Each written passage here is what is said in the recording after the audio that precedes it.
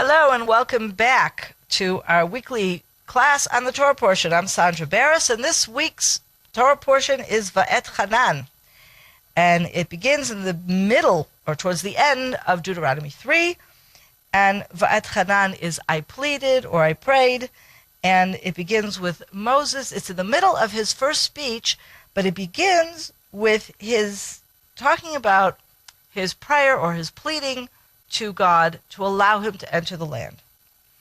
I pleaded with the Lord at that time, saying, O Lord God, you who let your servant see the first works of your greatness and your mighty hand, you whose powerful deeds no God in heaven or on earth can equal, let me, I pray, cross over and see the good land on the other side of the Jordan, that good hill country and the Lebanon.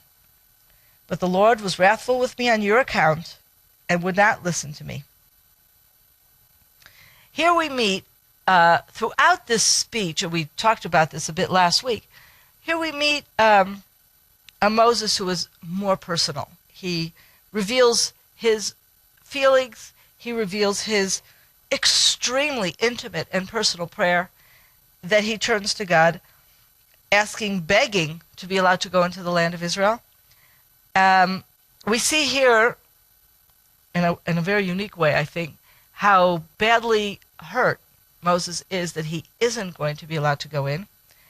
Unlike what we saw previous to this, which is a more, Moses reflecting on the events of the past generation and warning the children of Israel not to sin and to be loyal to God.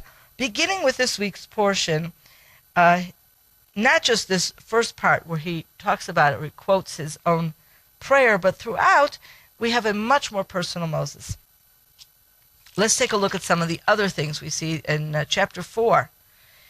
And now, O Israel, give heed to the laws and rules that I am instructing you to observe.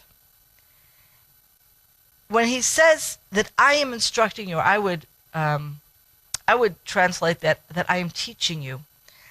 You get the sense, beforehand he talks about listen to the laws and the commandments that God has commanded. Here he says that I am teaching you.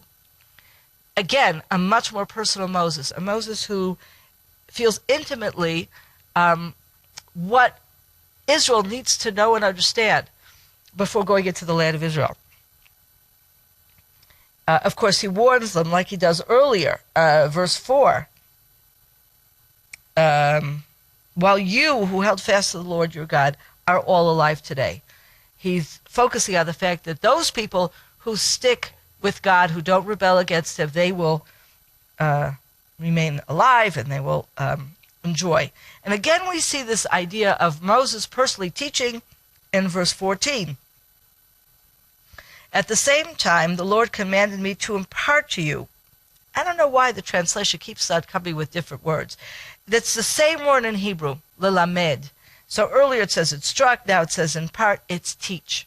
To watch this program in its entirety, go to www.glc.us.com or simply click the link below.